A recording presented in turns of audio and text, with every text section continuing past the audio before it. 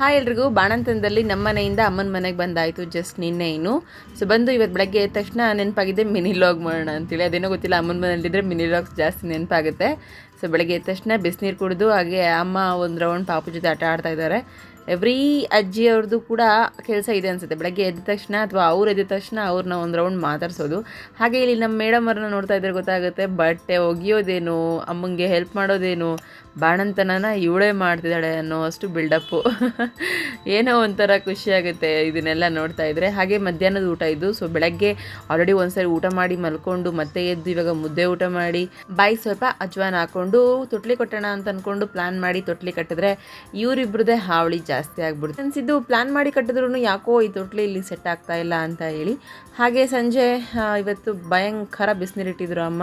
Full ಬಿಸಿ ಬಿಸಿ ನೀರು ಸ್ನಾನ ಮಾಡ್ಕೊಂಡು ಬಂದು ಇವಾಗ ಪಾಪುಗೆ ಹಾಲು ಕುಡಿಸಿ ಮಲಗಿಸ್ತಾ ಇದ್ದೀನಿ. ಇದಿಷ್ಟೇ, ಮತ್ತು ನಾಳೆ ಸಿಗೋಣ.